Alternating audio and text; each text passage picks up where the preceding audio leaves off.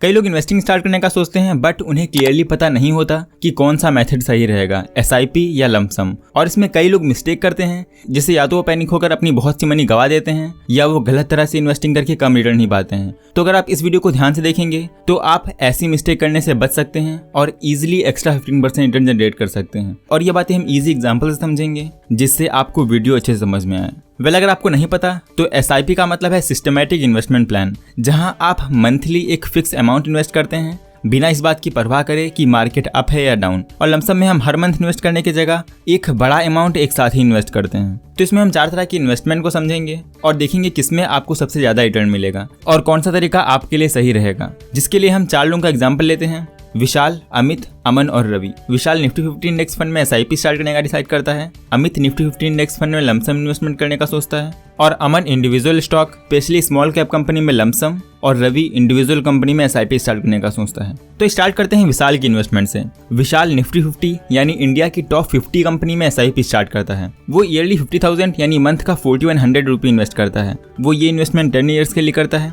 अगर हम 2000 से 2010 के निफ्टी 50 इंडेक्स फंड के रिटर्न देखें तो वो हैं 20.71% के एनुअल रिटर्न और 2010 से 2021 तक निफ्टी 50 इंडेक्स फंड ने अराउंड 11% के रिटर्न दिए हैं। तो हम मान के चलते हैं विशाल को इसका एवरेज 15.52% रिटर्न मिले। तो विशाल 10 ईयर्स में टोटल मनी इन्वेस्ट करता है 4,50,000 और 10 ईयर्स में उसकी मनी हो जाती है 9,87,000 यानी 10 साल में 219% की ग्रोथ, जो कि अच्छे रिटर्न्स हैं। तो विशाल की इन्वेस्टमेंट से हम सीख सकते हैं कि एसआईपी के लिए आपको किसी भी नॉलेज की जरूरत नहीं है, आप डायरेक्टली इन्वेस्टमेंट स्टार्ट कर सकते हैं। इवन आपको मार्केट देखने की भी जरूरत नहीं है, क्योंकि आप इंडिया की टॉप 50 कंपनी में इन्वेस्ट कर रहे हैं यानी इंडिया की जीडीपी में इन्वेस्ट कर रहे हैं। तो यहाँ पे आपको एवरेज 15% का रिटर्न मिल जाएगा और भले ही कुछ साल मार्केट डाउन रहे बट मार्केट फिर से कुछ साल में रिकवर करेगा। और आप ये इन्वेस्टमेंट कभी भी स्टार्ट कर सकते हैं और जब चाहें तब बंद कर सकते हैं। इस पर आपका पूरा कंट्रोल रहेगा। और अगर आपने अभी इन्वेस्टमेंट स्टार्ट नहीं किया है तो आप फ्री में अपना डीमेट अकाउंट बना सकते हैं, जो कि पूरी तरह से फ्री और सेफ है, जिसका लिंक डिस्क्रिप्शन में अवेलेबल है। वहां से आप डीमेट अकाउंट बनाकर इन्वेस्टिंग स्टार्ट कर सकते हैं। तो अब देखते हैं अमित की इन्वेस्टमेंट। अमित ईयर 2000 में इन्वेस्टिंग स्टार्ट करता है और वो भी विशाल की जितनी मनी इन्वेस्ट करता है। विशाल ने 4,50,000 इन्वेस्ट किया था। तो अगर हम इस पे इन्फ्लेशन लगाएं तो इसकी वैल्यू ईयर 2000 में होगी 3,68,000। तो सारी मनी ईयर 2000 में इन्वेस्ट करता है और 10 साल बाद निकालता है तो उसकी मनी हो जाएगी 12,93,000 यानी 3.5 टाइम्स ज़्यादा, जो कि विशाल के कंपैरिजन में बहुत अच्छे रिटर्न्स हैं। बट अगर अमित अपनी मनी 2010 में निकालने की जगह सिर्फ 1 साल पहले निकालता तो उसकी मनी की वैल्यू होती 7,35,676, जो कि पिछले रिटर्न से 5,57,000 कम है। और अगर अमित ईयर 2000 में इन्वेस्ट करने की जगह पर 2002 में इन्वेस्ट करता तो 2010 तक यानी सिर्फ 8 ईयर्स में ही उसकी मनी 18,07,000 हो जाती, यानी 5 टाइम्स ज्यादा। तो ऐसा क्यों है, कभी 8 ईयर्स में इतने अच्छे रिटर्न्स और कभी 9 ईयर्स में इतने कम रिटर्न्स? ये डिपेंड करता है कि आप मनी कब इन्वेस्ट करते हैं। अगर आप मनी अंडर प्राइस मार्केट में इन्वेस्ट करते हैं तो आपको कुछ साल में ही बहुत अच्छे रिटर्न्स मिलेंगे, और अगर आप ओवर प्राइस मार्केट में बाय करते हैं तो आपको शायद एसआईपी से भी बुरे रिटर्न्स मिले। तो अब क्वेश्चन है, ये पता कैसे करें कि मार्केट ओवर प्राइस्ड है, अंडर प्राइस या अपनी रियल वैल्यू पे है? ये मैंने अपनी दूसरी वीडियो में बताया है, जो आप आई बटन या एंड स्क्रीन से देख सकते हैं। और आप इस वीडियो में बताए मेथड से ये जान सकते हैं कि कब मार्केट अंडर वैल्यू, ओवर और रियल वैल्यू पे है। बट आप ये प्रेडिक्ट नहीं कर सकते कि आगे मार्केट ऊपर जाएगा या नीचे, और ये कोई भी नहीं बता सकता। बट स्टिल अगर आप अंडर प्राइस मार्केट को बाय करते हैं तो कुछ साल बाद मार्केट ऊपर जाएगा ही जाएगा, जिससे आपको अच्छे रिटर्न्स मिलेंगे।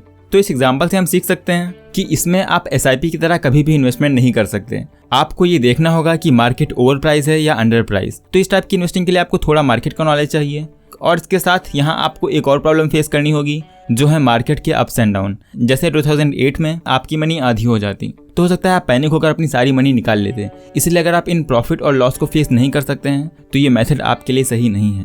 तो अब देखते हैं अमन की इन्वेस्टमेंट। अमन स्मॉल कैप फंड्स को बाय करता है। अगर आपको नहीं पता तो स्मॉल कैप वो कंपनीज होती हैं जिनका मार्केट कैपिटलाइजेशन 500 करोड़ से कम होता है, और इनसे आप सबसे ज़्यादा रिटर्न जनरेट कर सकते हैं। जैसे अगर आप एक बिग कंपनी में इन्वेस्ट करें तो वो ऑलरेडी एक एस्टैब्लिश्ड कंपनी है जहां आपको इतने रिटर्न नहीं मिलेंगे, क्योंकि एक बिग या मेगा कंपनी ने ऑलरेडी बहुत सा मार्केट कैप्चर किया हुआ है। बट एक स्मॉल कंपनी के लिए पूरा मार्केट पड़ा है, इसलिए यहाँ आपको बहुत अच्छे रिटर्न मिलते हैं। तो पास्ट में चलते हैं और किसी स्मॉल कंपनी में इन्वेस्ट करते हैं। ये हैं एलोन मस्क। इनका कहना है ये इलेक्ट्रिक कार बनाएंगे और इनकी कार फ्यूल कार से भी अच्छी होंगी। हमें पता है इलेक्ट्रिक कार्स कितनी वीक होती हैं, तो इनका आइडिया सुनने में तो अच्छा है बट प्रैक्टिकल नहीं है, इसीलिए हम इनकी कंपनी में इन्वेस्ट नहीं करेंगे। थोड़ा और पास्ट में चलते हैं।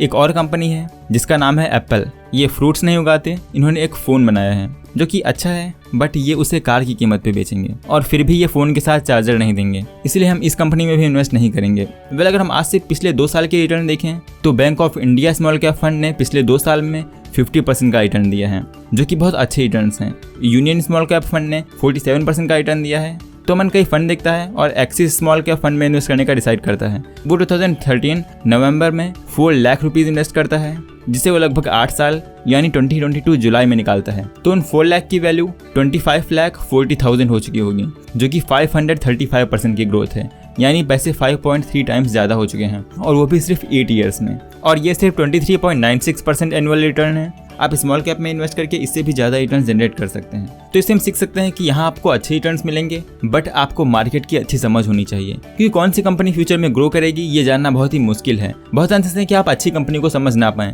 जैसे हमने पास्ट में जाके एप्पल और टेस्ला में इन्वेस्ट नहीं किया। और ऐसा भी हो सकता है कि आप किसी बेकार कंपनी को अच्छी कंपनी समझ के उसमें इन्वेस्ट कर दें और अपने सारे पैसे गंवा दें। इसलिए इंडिविजुअल स्टॉक में इन्वेस्ट करने के लिए आपको इन्वेस्टिंग की अच्छी नॉलेज चाहिए, और यहाँ भी आपको अप्स एंड डाउन से होकर जाना होगा। तो अगर आप लॉस हैंडल नहीं कर सकते हैं और अगर आपको इन्वेस्टिंग की अच्छी अंडरस्टैंडिंग नहीं है तो ये आपके लिए बेटर ऑप्शन नहीं है।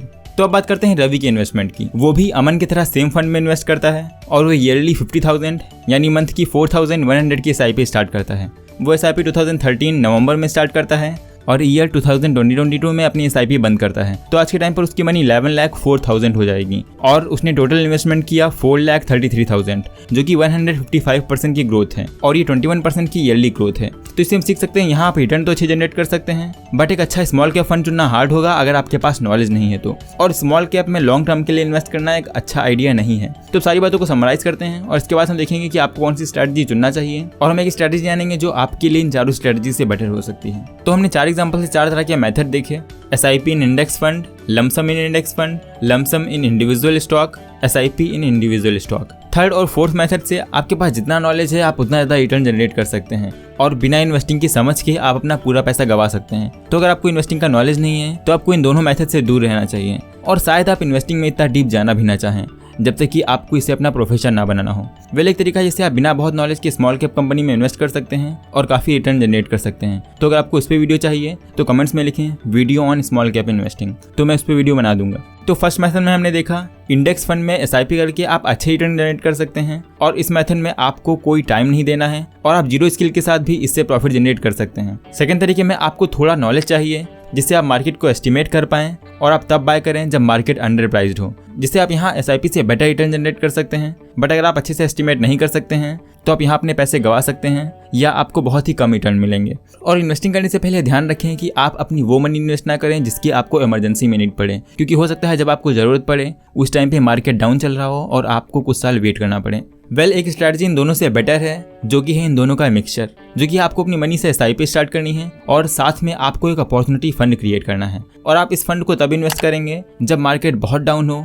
या रिसेशन का टाइम चल रहा हो। जैसे पिछले टाइम ये अपॉर्चुनिटी 2020 में आई थी, उससे पहले 2008 में, और जल्दी ही फिर से अपॉर्चुनिटी आने वाली है। तो आप इस स्ट्रैटेजी से एक्स्ट्रा 20 से 15% रिटर्न जनरेट कर सकते हैं। और इन्वेस्टिंग स्टार्ट करने के लिए आप डिस्क्रिप्शन के लिंक से डीमैट अकाउंट क्रिएट कर सकते हैं और इन्वेस्टिंग स्टार्ट कर सकते हैं। तो आज के लिए बस इतना ही।